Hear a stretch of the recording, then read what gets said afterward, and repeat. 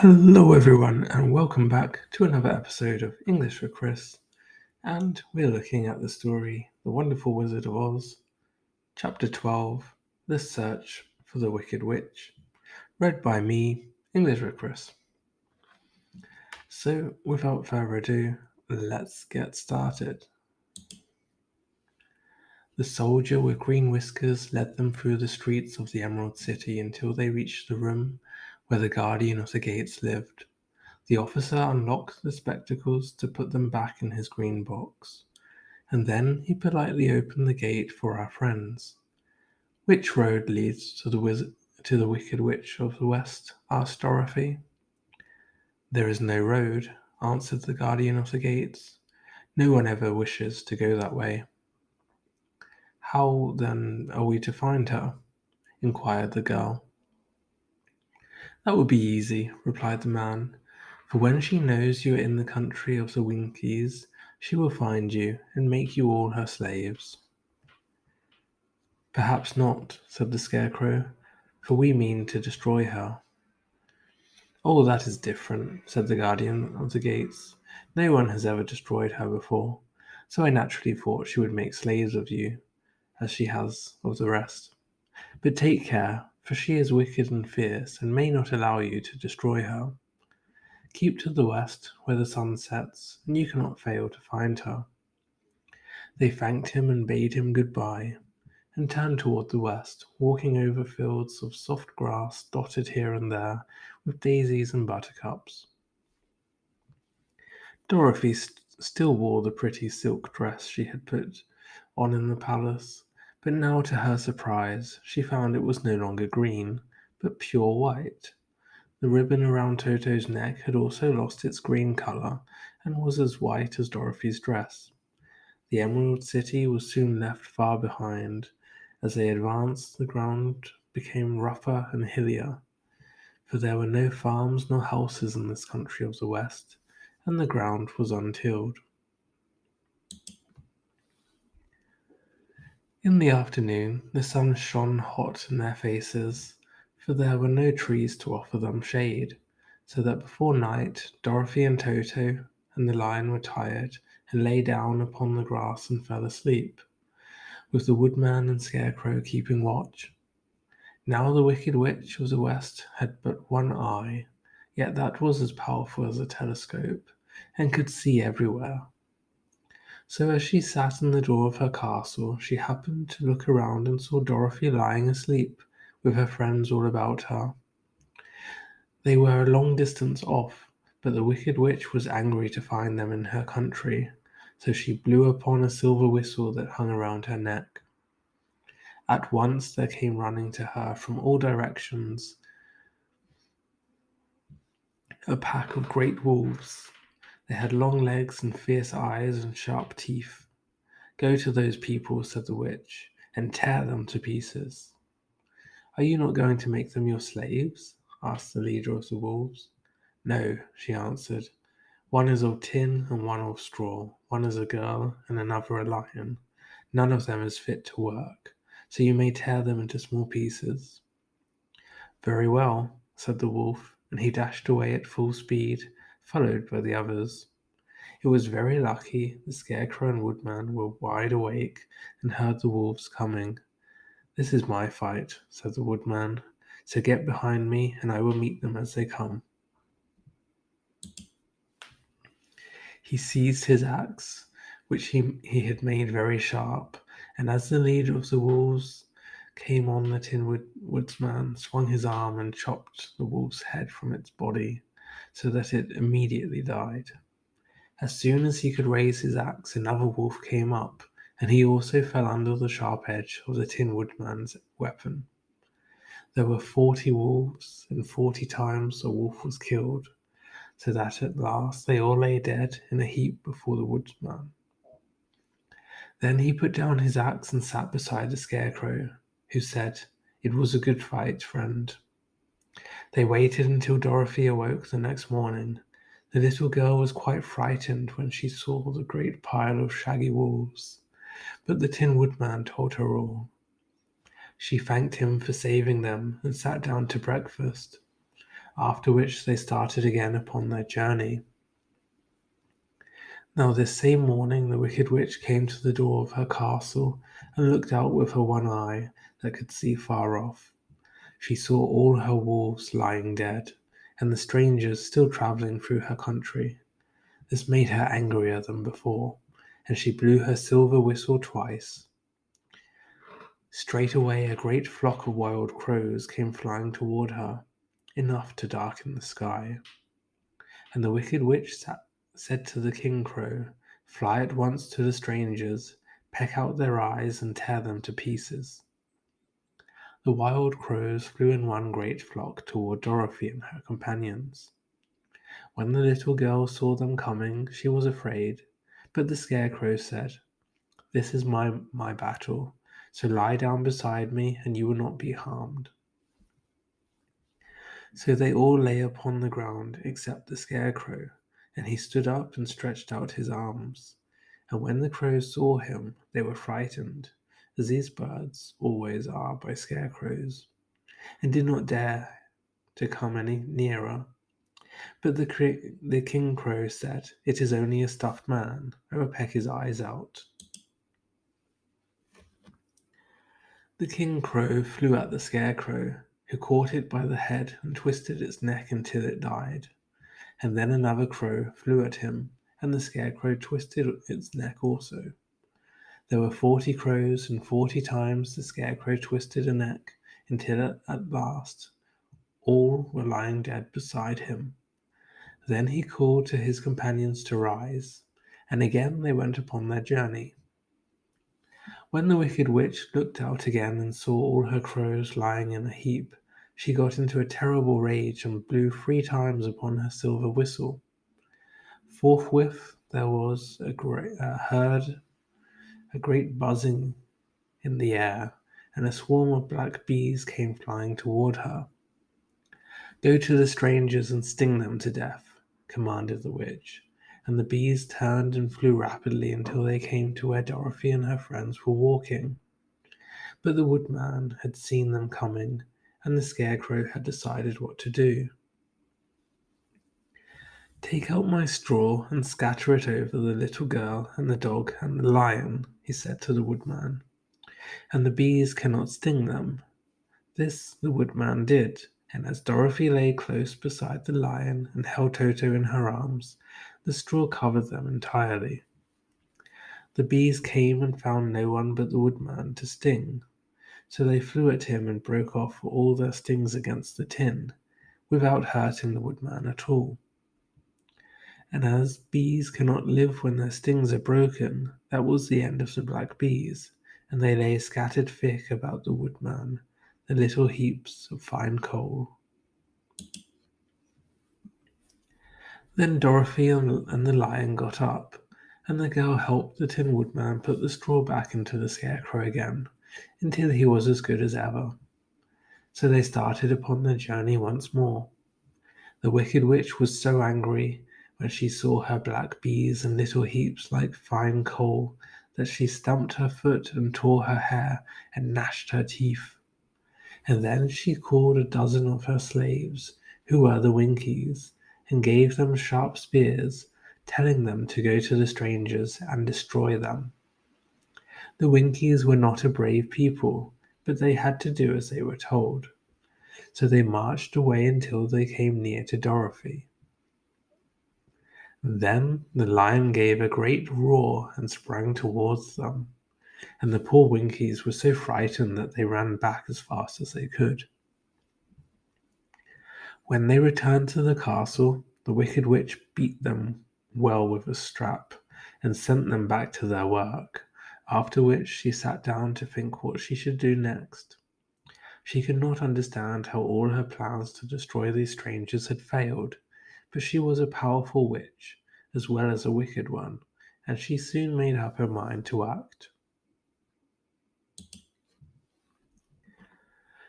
There was in her cupboard a golden cap with a circle of diamonds and rubies running round it.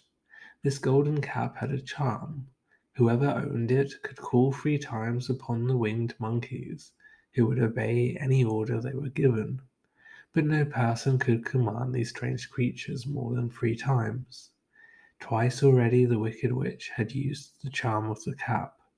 Once was when she had made the Winkies her slaves and set herself to rule over their country. The winged monkeys had helped her to do this. The second time was when she had fought against the great Oz himself and driven him out of the land of the West. The winged monkeys had also helped her in doing this.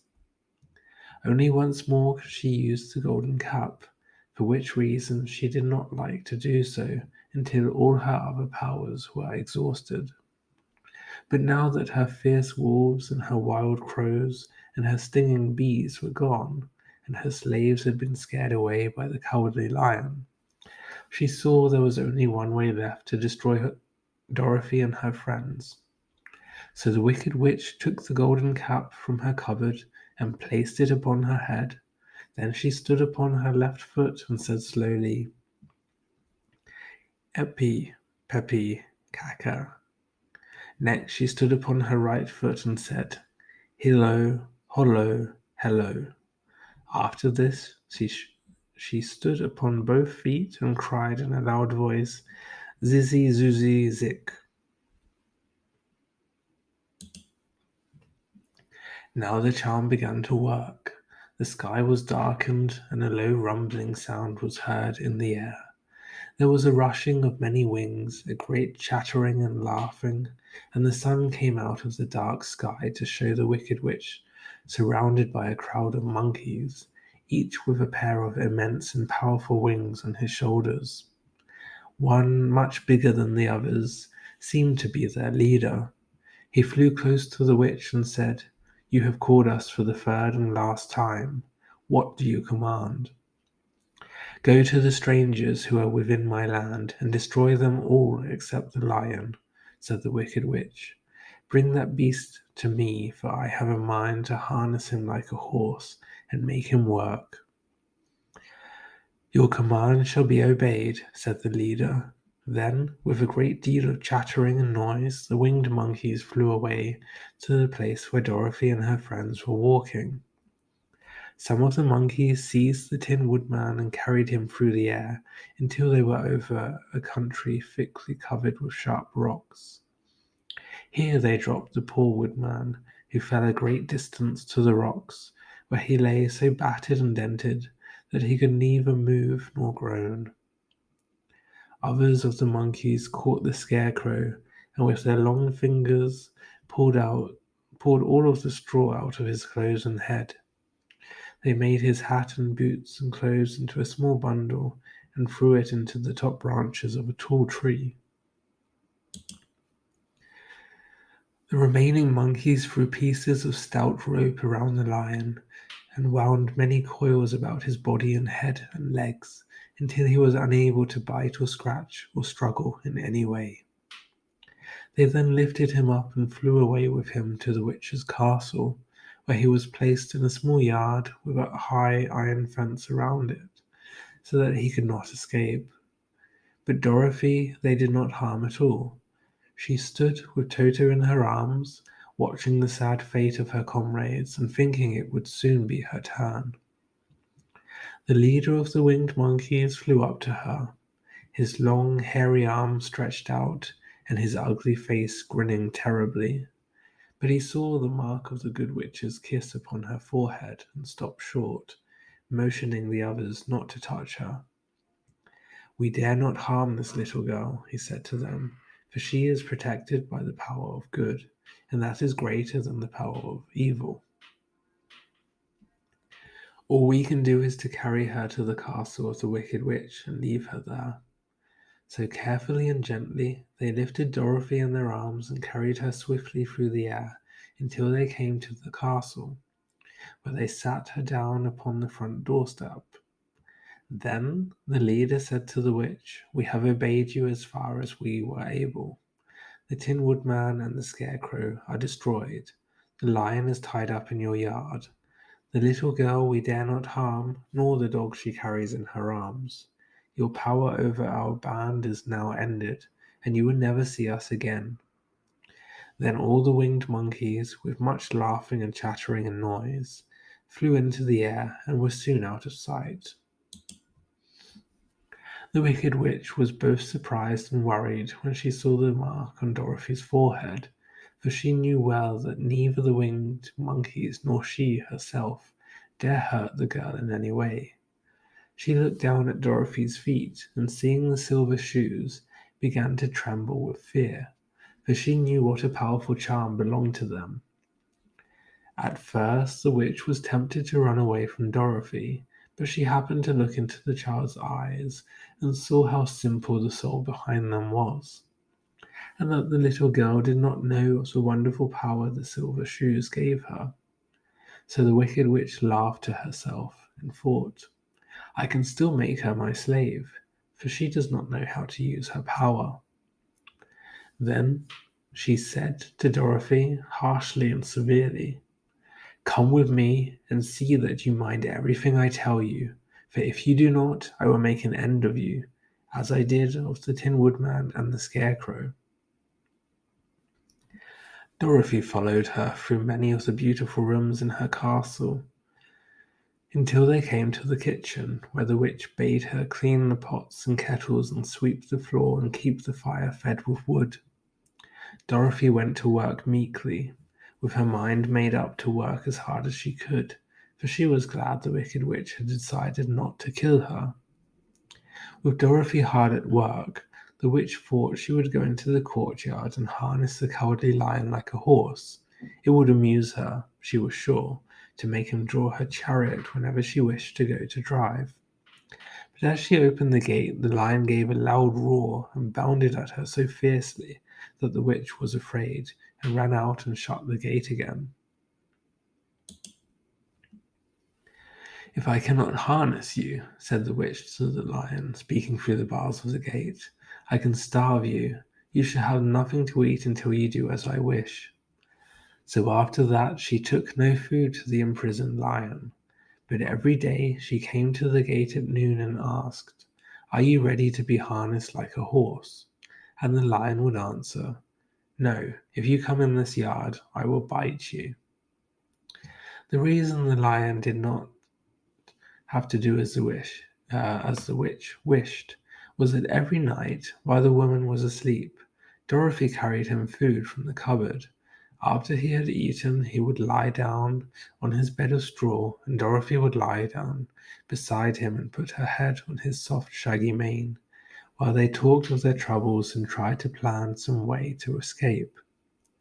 But they could find no way to get out of the castle, for it was constantly guarded by the yellow Winkies, who were the slaves of the Wicked Witch and too afraid of her not to do as she told them. The girl had to work hard during the day, and often the witch threatened to beat her with the same old umbrella she always carried in her hand.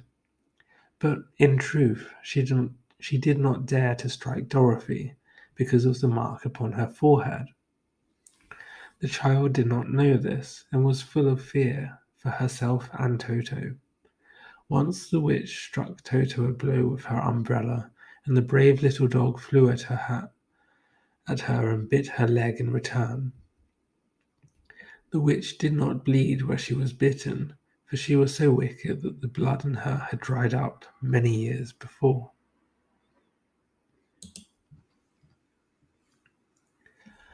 Dorothy's life became very sad as she grew to understand that it would be harder than ever to get back to Kansas and Aunt Em again.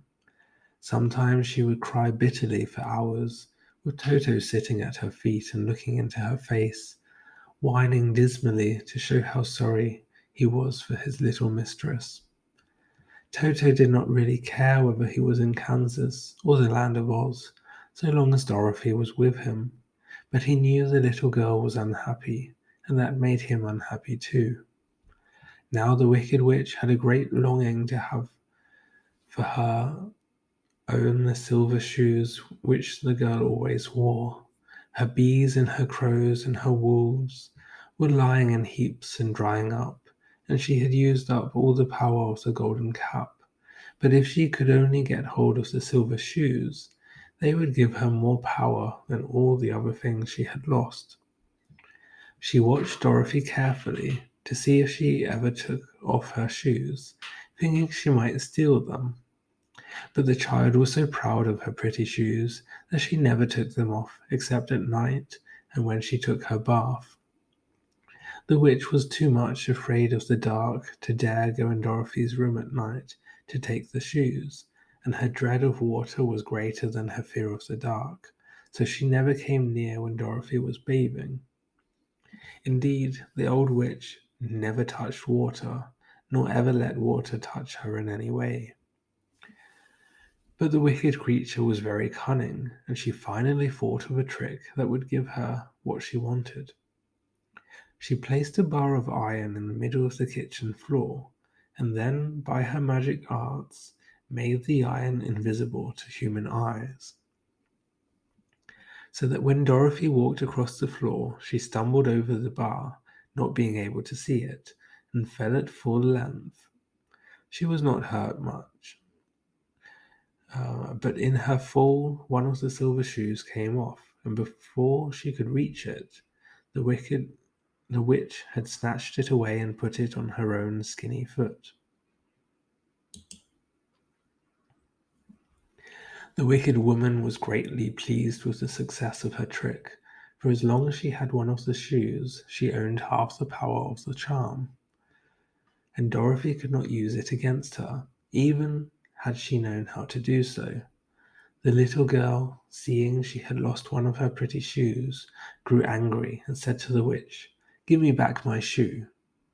"I will not," retorted the witch, "for it is now my shoe and not yours." "You are a wicked creature," cried Dorothy. "You have no right to take my shoe from me."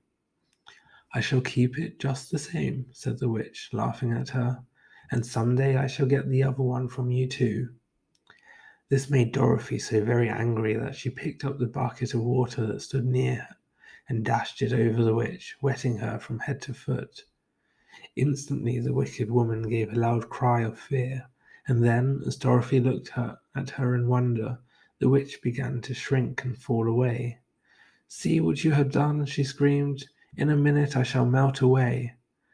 "I'm very sorry indeed," said Dorothy, who was truly frightened to see the witch actually melting away like brown sugar before her very eyes. "Didn't you know water would be the end of me?" asked the witch in a wailing, despairing voice. "Of course not," answered Dorothy. "How should I?" "Well, in a few minutes I shall be all melted, and you will have the castle to yourself. I have been wicked in my day, but I never thought a little girl like you would ever be able to melt me and end my wicked deeds. Look out, here I go." With these words, the witch fell down in a brown, melted, shapeless mass and began to spread over the clean boards of the kitchen floor.